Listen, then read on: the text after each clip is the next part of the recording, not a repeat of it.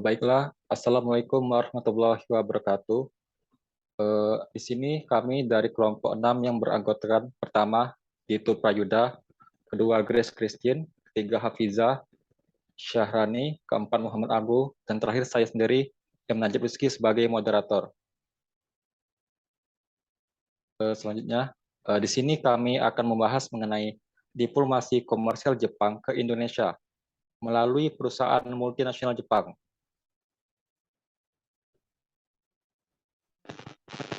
Baiklah, pendahuluan yaitu materi yang pertama akan disampaikan oleh saya sendiri.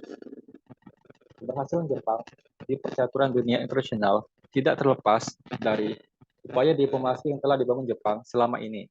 Jepang membuktikan bahwa Asia Timur dapat menjadi bagian krusial dalam ekonomi dan politik di tingkat internasional. Adapun Jepang dapat berkolaborasi dengan berbagai negara, terutama Indonesia, baik dalam reaksi government to government atau G2G maupun government to business atau G2B. Jepang juga melebarkan sayap diplomasinya untuk mengukuhkan eksistensi perusahaan multinasional atau MNC Jepang ke berbagai negara termasuk Indonesia. Perusahaan Jepang yang disebut dalam bahasa Jepang sebagai Sogo Sosha telah memberikan bukti nyata untuk terlibat dalam pasar global.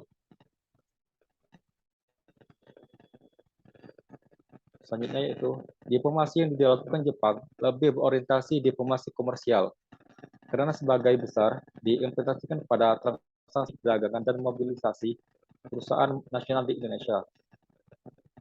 Sabrutin 2018 menelaah bahwa terdapat beberapa strategi diplomasi yang dilakukan oleh negara-negara anggota OECD termasuk Jepang meliputi volume perdagangan, volume foreign direct investment atau FDI, dan volume wisatawan mancanegara. Ketiga hal tersebut kerap disebut dengan aktivitas trade, tourism, dan investment atau TTI. Selanjutnya, GICA 2018 mencermati bahwa hubungan bilateral antara Jepang dan Indonesia memberikan manfaat untuk kedua belah pihak. Selanjutnya mungkin akan disampaikan oleh saudara Muhammad Abu. Kepadanya saya persilakan. Saya akan melanjutkan ke bagian pembahasan. Diplomasi komersial pada dasarnya merupakan irisan dari diplomasi perdagangan dan diplomasi finansial.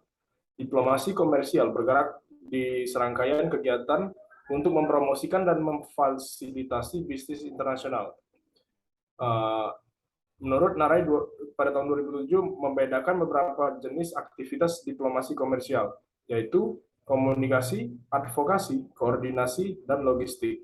Keduanya berargumen bahwa berbagai aktivitas tersebut dikorelasikan dengan bidang-bidang tertentu, seperti akses pasar untuk intensitas perdagangan dan hak kekayaan intelektual. Diplomasi komersial juga kerap diterapkan untuk membangun citra negara yang bernegosiasi. Dukungan ekspor, pemasaran riset, dan publikasi. Bagi negara maju, negara-negara mitra merupakan jantung dari diplomasi komersial dan memberikan dukungan yang efektif untuk aktivitas bisnis home country di host country. Kesiapan home country dan host country melalui perbaikan tata kelola institusi kedua negara juga dinilai penting untuk optimalisasi diplomasi komersial. Diplomasi komersial dalam kasus ini adalah pengusaha harus memahami secara holistik kapasitas negara eksportir dan importir, sehingga dapat mengimplementasikan pendekatan bisnis yang lebih efektif. Baiklah, saya selanjutnya.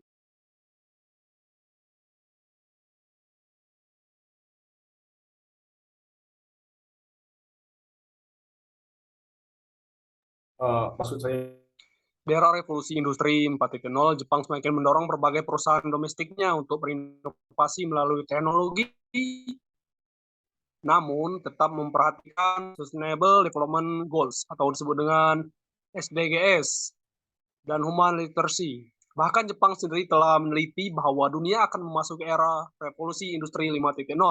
Kindenran atau Federasi Bisnis Jepang merevisi Charter of Corporate Behavior. Revisi tersebut meregulasi perilaku pengusaha yang seharusnya dapat lebih berorientasi pada pembangunan berkelanjutan, dan membentuk masyarakat yang sejahtera dengan mengacu pada 17 target SDG. Maka saya kembalikan ke moderator.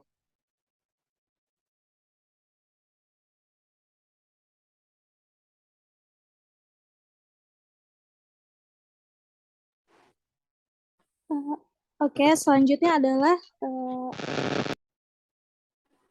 dalam bidang perdagangan, Indonesia-Japan Economic Partnership Agreement atau IJPA dinilai stimulus perdagangan Indonesia dengan Jepang.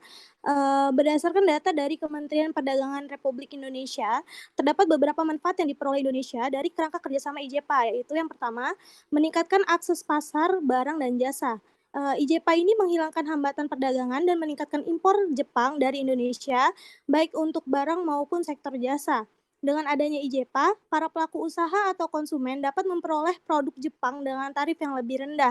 Di samping itu, Jepang juga membuka sektor jasa untuk 12 sektor, yaitu jasa travel, transportasi, komunikasi, konstruksi, keuangan, komputer, dan sistem informasi.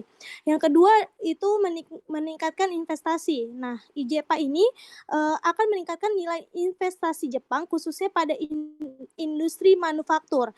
Nah, di IJPA terdapat skema khusus yaitu User Specific Duty Free SEM atau USDFS, di mana skema ini merupakan pembebasan bea masuk yang diberikan Indonesia untuk produk bahan baku buatan Jepang yang digunakan dalam proses produksi industri Jepang yang beroperasi di Indonesia seperti otomotif dan komponennya, alat listrik, elektronik, mesin konstruksi, dan peralatan sektor energi.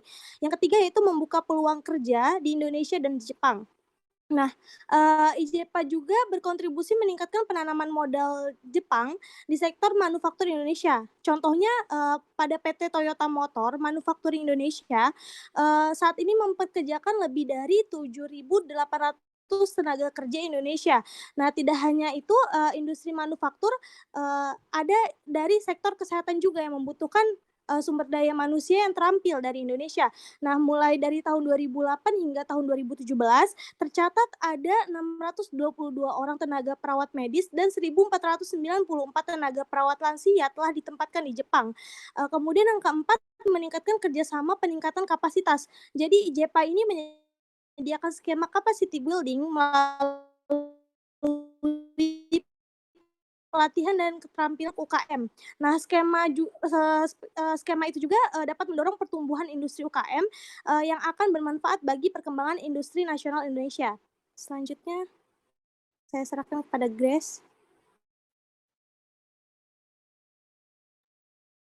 Baik, terima kasih Saudari Haliza untuk pemaparannya. Jadi dari penjelasan dari Saudari Haliza, kita sama-sama tahu bahwa kerjasama antara Indonesia dan Jepang itu satu meningkatkan akses pasar barang dan jasa, dan juga kemudian meningkatkan investasi, lalu membuka peluang kerja di Indonesia dan di Jepang, dan yang terakhir itu meningkatkan kerjasama peningkatan kapasitas.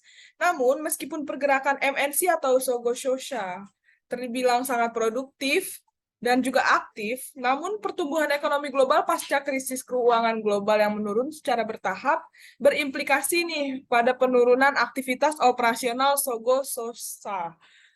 Pertumbuhan GDP dunia diperkirakan hanya sebesar 2,6% pada tahun 2014, dan perlambatan pertumbuhan ekonomi juga berdampak pada perekonomian Jepang secara keseluruhan, di mana pada tahun 2015 merupakan tahun pemulihan bagi Jepang. Berbagai perusahaan di Jepang ini mengalami hambatan untuk ekspansi pasar, sehingga pendapatan yang diterima juga mengalami penurunan. Perusahaan juga belum bisa meningkatkan upah pekerja secara signifikan karena terbatasnya investasi untuk human capital pada saat itu. Mohon maaf. Dan ironisnya, perlambatan ekonomi ini terus terjadi nih hingga pada akhirnya pandemi COVID-19 melanda dunia pada tahun 2020. Nah,